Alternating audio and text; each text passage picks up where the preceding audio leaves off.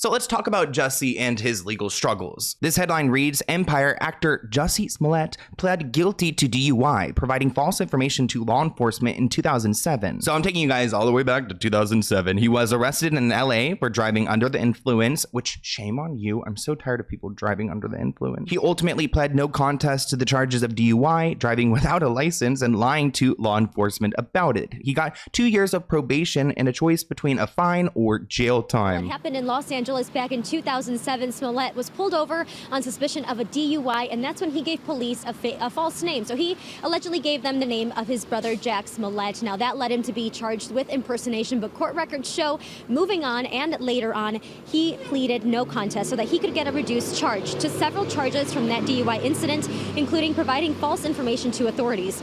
Now, the DUI, it's not a great look, but it's not going to ruin your career. I mean, we saw what Justin Timberlake did when he got his. I mean, the world tour continued. But it was the event in 2019 that really screwed up Jussie. Let me take you back to January 22nd, 2019. Jussie received a letter with racist and homophobic messaging and white powder, which was eventually determined to be aspirin. The letter is a combination of magazine lettering and hand-drawn illustrations. So this already sounds like a crime novel. You've got your letter with the white powder and your cutout magazine notes because you don't want them to know your handwriting. Now, I would have been freaked out by this letter. Granted, I probably would have gone to social media because I go to you guys with everything and I'm like, look what I was sent, like, just in case I die. But I feel like Jussie handled it a little bit suspiciously. A day later, he posted a selfie on Instagram with the caption, "Ever look at someone and think this mother effa is going to be the reason I go to jail?" But that letter wasn't just it, because in the early hours of January 29th, 2019,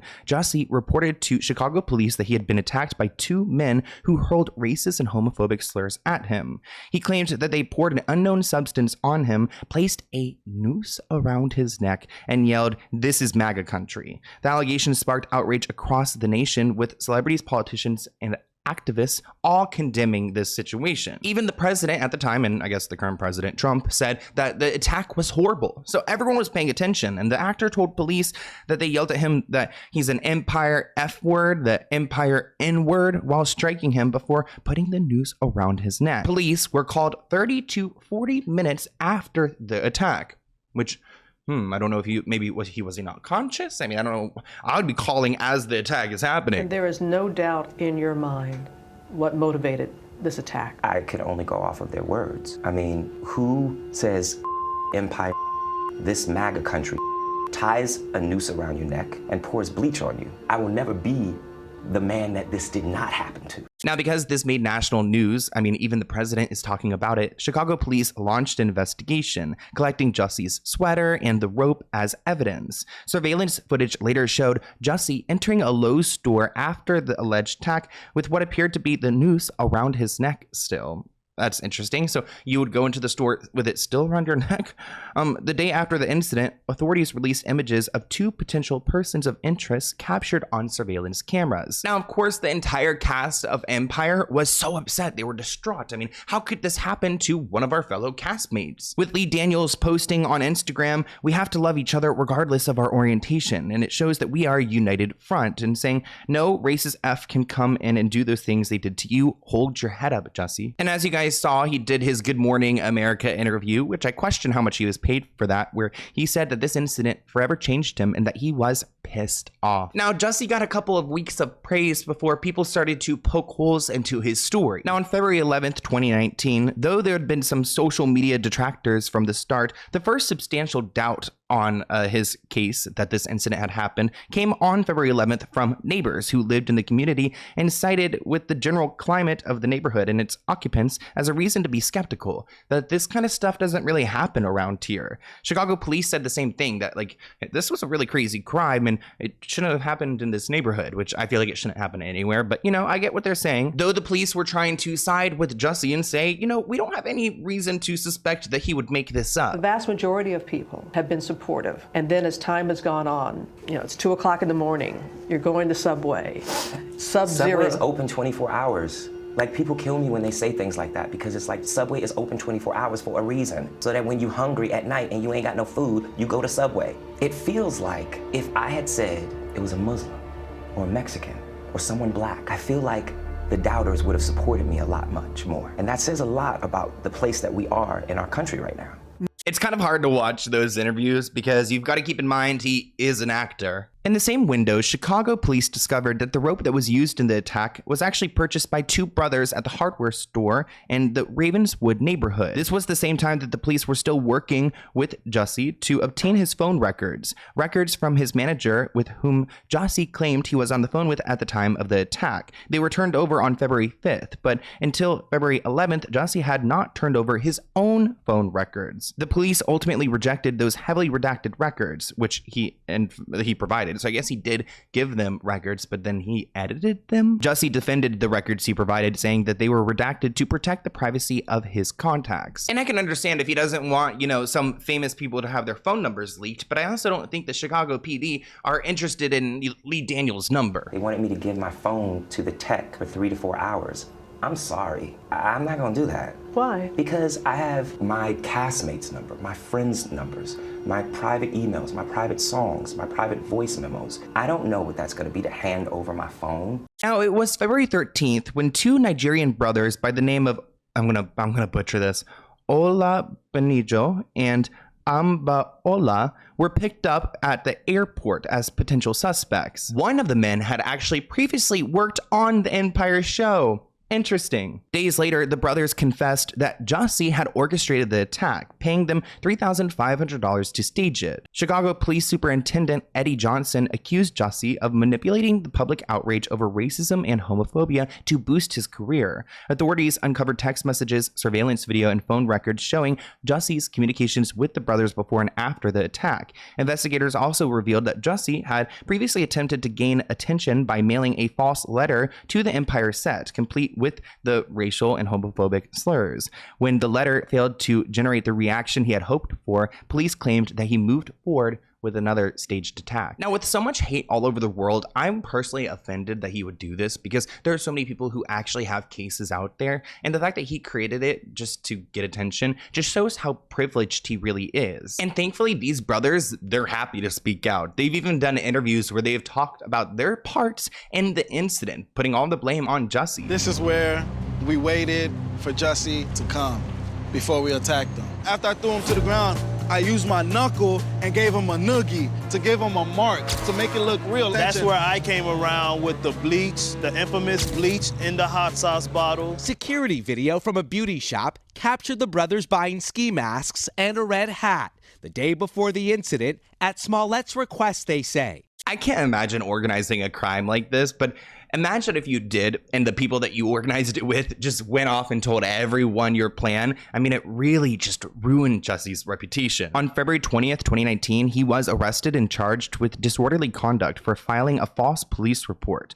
He was released on bond the same day and insisted he was telling the truth. Now, how delusional do you have to be? I mean, the brothers have come forward. There's so much evidence against him. He's truly just delusional. I mean, no one would believe you. Now, because the police caught him lying, they decided to dig up his 2007 arrest to just kind of paint this picture of who this kid could be. Remember, he got in trouble for lying during that arrest as well. Now, after being released on bond, I think Jussie realized that he's in it deep, so he decided to turn himself in. So it looks like the brothers were no longer considered suspects because details of both that letter and the attack came out. And it looks like they even practiced this attack together before it went down. So Jussie really thought he did his big one. He was indicted for filing a false police report, which is a felony disorderly conduct. On February 21st, he turned himself into police after spending that bond to get out. So it's an expensive incident. And it makes me question, what is his mental health issues? I mean, is he so narcissistic and egotistical that he just needed that attention? Jussie Smollett in custody and under arrest just minutes ago. Police released his mugshot. Here it is. In just a short time from now, he'll be in front of a judge for a bond hearing. Investigators say he is no victim and that his story is now unraveling. Remember, Donald Trump actually said that this attack was horrible. Well, he actually went back on his first comment and said, Jussie Smollett, what about MAGA and the tens of millions of people you insulted with your racist and dangerous comments? You know it's getting messy when the politicians get involved. Me off to the narcissism is when he's looking at Robin Robertson, he says, And I want a little gay boy who might watch this to see that I fought back. I mean, what delusions of grandeur, right? I mean, he is creating this entire fantasy where he is the hero in it. Now, when it came to the show, it turns out that Fox had enough of Jussie, and they decided that he didn't need to come back to work. They're going to go ahead and film these episodes without him. And honestly, at this point, I would blame him for the fact that the show was not renewed. The check that was originally used as evidence against Jussie was revealed to have allegedly been used as payment for training sessions, not as a hoax money. The check was corroborated with text messages about workouts and eating plans that Jussie exchanged with the brothers. Wait, okay, so now Jussie is coming up with his new narrative that, oh, yeah, I did pay the brothers for a workout and nutrition package, not for attacking me. That is BS that nobody is buying. But in March, Jussie got some good news. On March 8th, 2019, Jussie was indicted on 16 felony counts of disorderly conduct. Days later, he pled not guilty. Then, in a move that stunned both the public and law enforcement, prosecutors dropped all charges against him on March 26, 2019. Cook County State Attorney's Office provided little explanation, citing that Jussie's community service and agreement to forfeit his $10,000 bond as reasons for the dismissal. City officials were not happy. The Chicago mayor actually said it was a whitewash of justice. They claimed that Jussie was receiving special treatment because he was a celebrity and should go to prison for what he had done. The city actually ended up suing Jussie for more than $130,000 to recover the costs that they had spent investigating his fake crime. This is when Chicago police decided to release body cam footage showing Jussie with the noose still around his neck on the night of the incident. Authorities also obtained a court order requiring Google to turn over a year's worth of Jussie's search history so they could see if he was looking up how to plan this fake attack. Now, because Jussie does come from money, he's got some great lawyers, which is probably where this nutrition plan and these exercises came about. Oh, that's why he paid them $3,500, not to falsely attack him. But it wasn't long until Jussie found himself in trouble again. Now, this is a year later in February 2020. A grand jury re-indicted him on 6 counts of disorderly conduct for making this false police report. Special prosecutor, I don't like that title, special prosecutor, go get him, Dan Webb, determined that the initial case had been mishandled and argued that the evidence against Jussie was overwhelming. Jussie's legal team denounced the new charges, calling them politically motivated. Now, trial took a long time and it did not go in Jussie's favor. In March 2022, Jussie was sentenced to 150 days in jail, 30 months of probation, and ordered to pay over $120,000 in restitution, along with a $25,000 fine, so he's about to go broke. As he was led away in handcuffs, he shouted in the courtroom, "I am not suicidal." So he did not want to take his own life in case, I guess, he thought he was going to be unalived while in jail. Here's a clip from the court hearing of his trial. Okay. I'm not. Okay. I am not. I am innocent, and I'm not. If I did this, then it means that I stuck my fist in the fears of Black Americans in this country for over 400 years and the fears of the LGBTQ community. Your Honor, I respect you and I respect the jury, but I did not do this. And I am not. And if anything happens to me when I go in there, I did not do it to myself. And you must all know that. What a dramatic way to go. I mean, it must have been intense in that courtroom. But Jussie must have the best luck ever. Like, what is going on here? Because just as it seemed like they were in their final chapter, it turns out that the Illinois Supreme Court overturned his conviction in November 2024. The ruling determined that Jussie's 2019 deal with prosecutors when he forfeited his bond and completed his community service should have prevented further charges. Jussie and his legal team celebrated the decision. So, of course, they're going to be happy because he doesn't have to pay all that money back. Here's a news clip of reporters talking about Jussie's big win. Here with us is Smollet's attorney, Tina Glandian. Thank you so much for being here with us. Can you break down for us exactly what happened here and the court's decision? Sure. So it's actually a really basic premise, which is that when the initial 16-count indictment was filed, a few weeks after that, after some negotiations with the state attorney's office, we came to an agreement that they would be dismissing the charges against him in exchange for him forfeiting his $10,000 bond and satisfying the state's attorney's office as to community service, which he had always done it but kept doing. The charges were dismissed. There was a dissatisfied, concerned citizen who petitioned the court and requested the appointment of a special prosecutor, which is highly unusual under the facts, of a case like this. But that was granted, and a special prosecutor was appointed.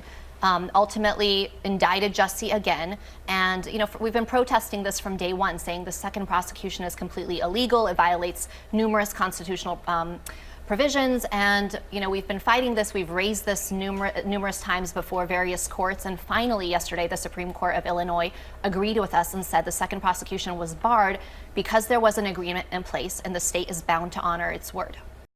Thank you for watching this clip from the Let's Get Into It podcast. To view the full episode, visit the link listed below.